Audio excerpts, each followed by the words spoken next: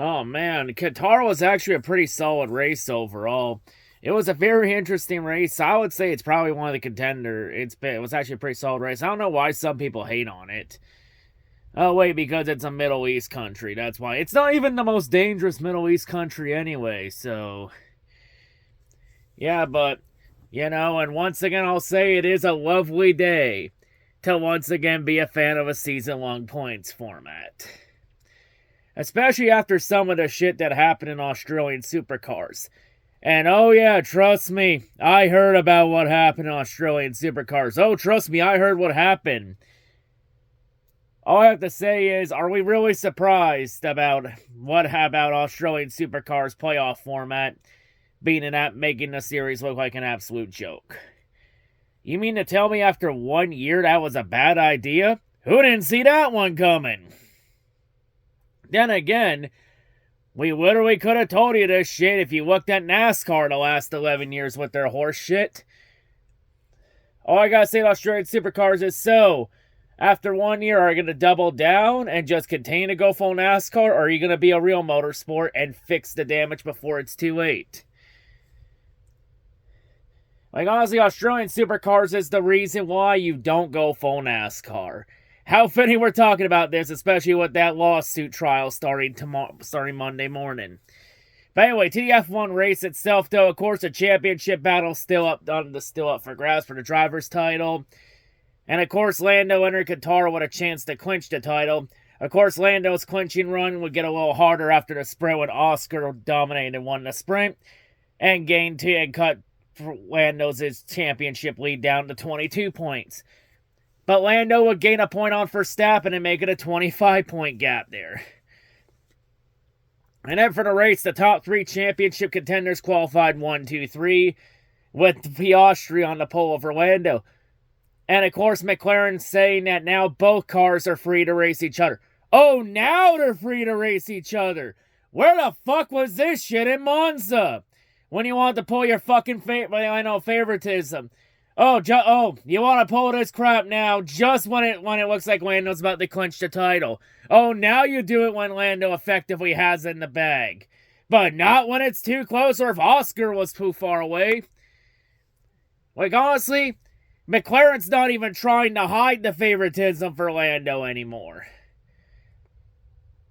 But of course, on the race start, Verstappen would get by Lando.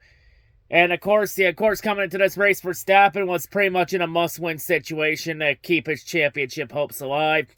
Pretty much both Piastri and Verstappen needed to finish ahead of Lando to keep the championship hopes alive.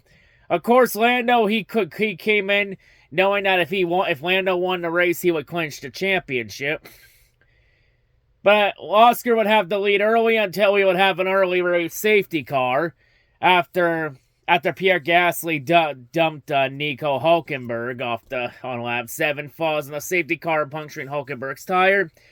And of course, Qatar was also that. I also forgot Qatar was that race where F1 mandated 2 tires, 2 pit stops, and they had that rule where you can only run a max of 25 laps on a set of tires because everyone kept complaining about how boring the racing is. Because there's no passing or pit strategy or anything. And F1's like, well, we'll just make a pit more and we'll put a limit on how long you can run on your tires. And then on lap 7, the entire field all pitted for tires. Which still worked in their favor in terms of that 25 lap limit. Everybody except the 2 McLarens. And honestly, I say this was the turning point of the race. Because then it meant that when both McLarens have to pit later when they hit the 25 lap limit, Verstappen's going to end up with a big lead. And then vice versa. As of course, though, their hope was to try and build as big of a gap as possible for Verstappen. It did not work after the 25 lap limit. Verstappen would then get the lead for about 7 laps before he hit his 25 lap limit along with the field. Like, pretty much most of the field, like, in the midfield was like a giant DRS train. Especially from Alonso on back, where everybody was, like, within a second of the car behind. So, it was just a massive DRS Thomas choo-choo train. Choo-choo. But, of course, up front, though, Once the McLarens got the lead, they were trying to go out, stay out for as long as possible, hoping for a safety car to get a free pit stop.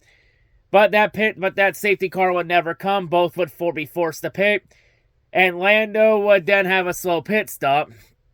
Oddly enough, Lando, they would not tell Oscar to give the spot back, mainly because Oscar was too far up the road. As after the final round of pit stops, Lando would fall to 5th, and that would be crucial in the championship battle. But of course, Max Verstappen, he ended up taking the lead. Even though the McLarens had the better car at Qatar, Max Verstappen was able to, and Red Bull were able to outsmart McLaren on pit strategy. Because, yeah, McLaren decided this was the perfect time to do their best Ferrari strategist impersonation. Yeah, McLaren really went full Ferrari. This is why you never go full Ferrari, kids. But of course, Verstappen, though, he did what he needed to do. He knew that if he knew he had to win the race to have any shot at the title. Verstappen goes on and wins the race. Oscar finishes 2nd. And with both of them finishing ahead of Lando, it means that the championship, for the first time since 2021, it will go down to the season finale at Abu Dhabi. And it's the first time since 2010 that we enter the finale with 3 drivers eligible for the championship. Yeah, the last time we had this many drivers eligible for the title was 2010 when we had 4 drivers eligible for the title. Every other championship battle that went down to the finale was mainly a 2-man show, because there was 2012 Vettel versus Alonso, 2014 Hamilton-Rosberg Part 1, 2016 Hamilton-Rosberg Part 2, and then of course 2021 Verstappen versus Hamilton. This year, it's going to be Verstappen versus the McLarens of Lando Norris and Oscar Piastri. And of course, in the closing laps, when it looked like Lando was going to end up finishing 5th, as he could not do anything to get past Kimi Antonelli. Kimi would then struggle and would end up getting out of the groove, which would allow Lando to get past. And that would be 2 crucial points for the championship. Because before Kimi let Lando by, Verstappen would have entered 10 points back, meaning Lando would have to finish 2nd to clinch the title if Verstappen won. Now because of Kimi Antonelli letting Lando by with 2 to go, that gives Lando 2 more points. Which means with Lando finishing 4th and then Carlos Sainz finishing on the podium. And honestly, great drive out of Carlos Sainz too to end up on the podium. Sainz becomes the first driver to get multiple podiums for Williams in a season. The first since, I believe it's Massa and Bottas in 2016. It's been a hot minute since Williams was this solid. Not bad from Carlos Sainz. Another smooth operation for Sainz. So yeah, as there was a chance for Lando to catch Sainz to get on the podium, but he could not run Sainz down in the closing laps. So for the championship, Lando will enter 12 points ahead of Max Verstappen and 16 points ahead of Oscar Piastri. So top 3 separated by 16 points.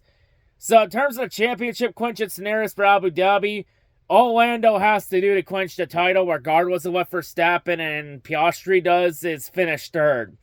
Like Lando clinches the title in Abu Dhabi if he finishes top 3, regardless of what Verstappen and Piastri does.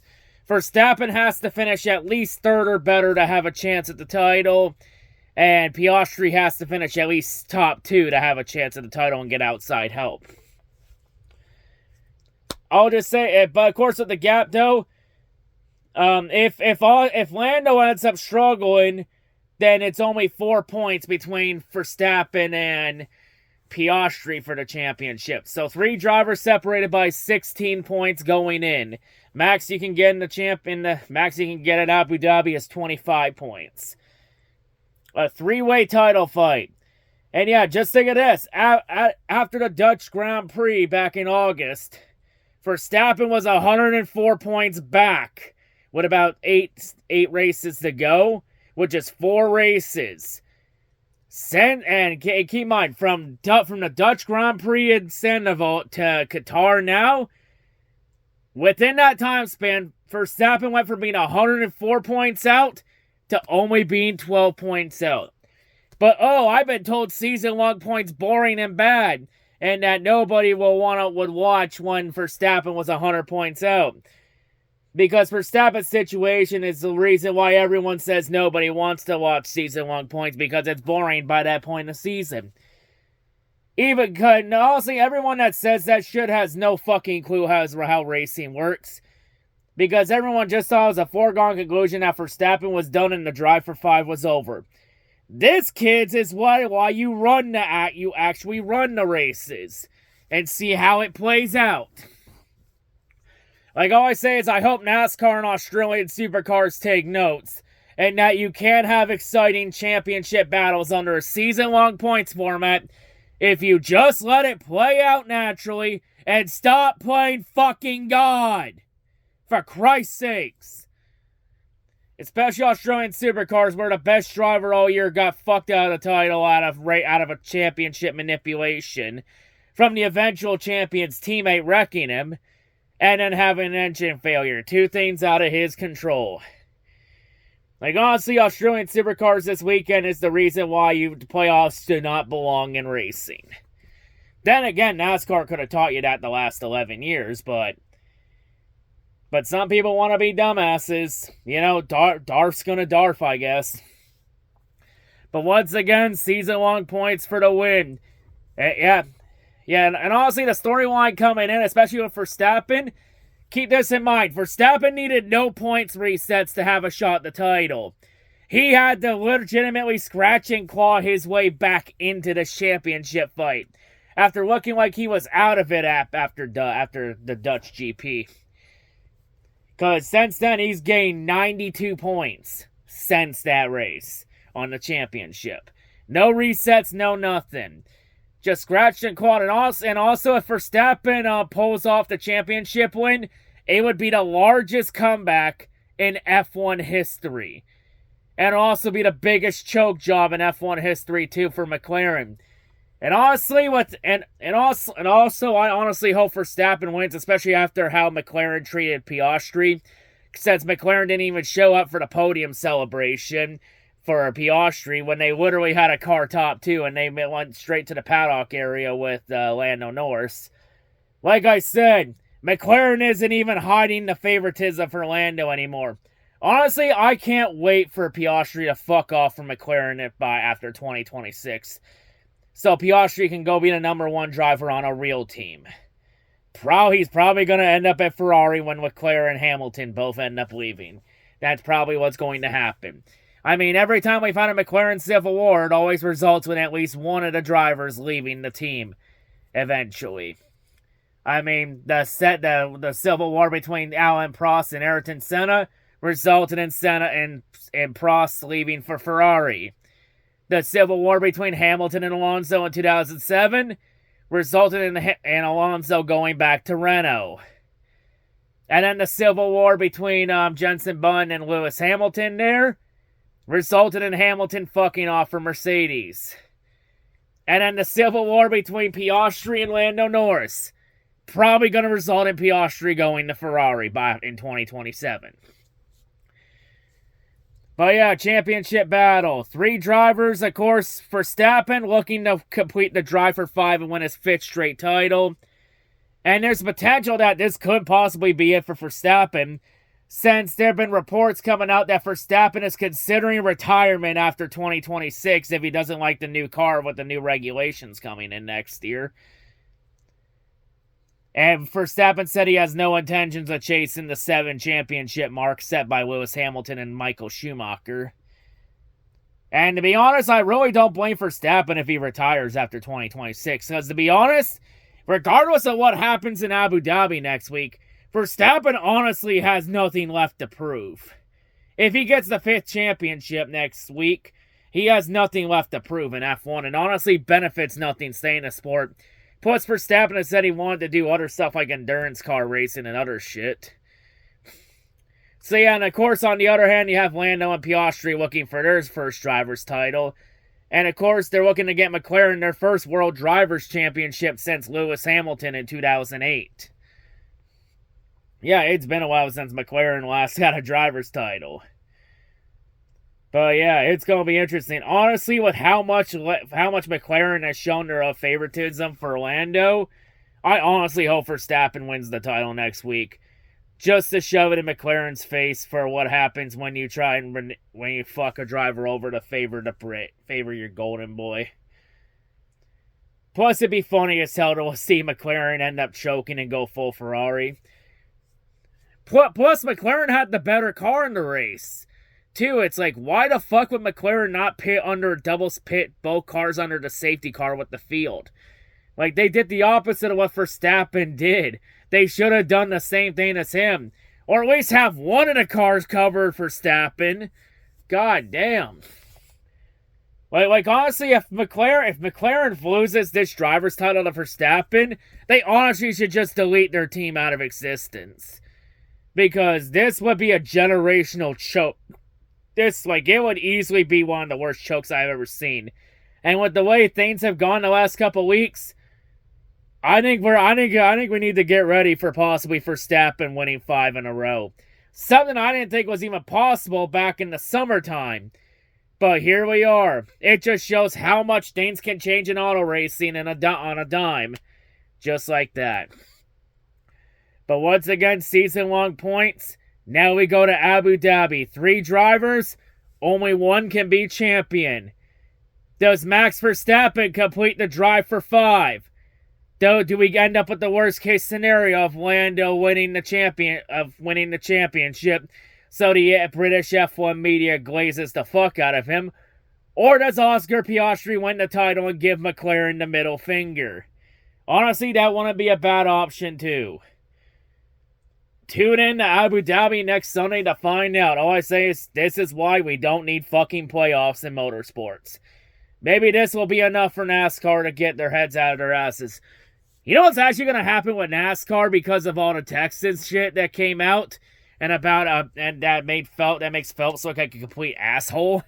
You know what's going to happen because of how much the NASCAR fan base now hates Phelps over those messages? You know what's going to happen? NASCAR's going to get super desperate, and they're most likely going to give the fans season-long points, hoping that will be enough to trick the fans to giving them a false sense of confidence. All I say is, regardless of what happens with that, even if NASCAR does go back to season-long points, I'm still gonna hate Steve Phelps because he still should be fucking fired. But that's a topic for another day. But yeah, anyway, the first championship battle since 2021 to go down to the finale. Will it actually be a clean finale? Or will it be manipulated to hell and back like 2021 was? We'll tune in next week to find out. But yeah, also how fitting the championship went down to the season finale. Especially the same year we had the F1 movie come out too. And let's be honest, I think we all knew this championship battle was going down to the finale. There was no way the racing gods were going to let Lando clinch this bitch a week early.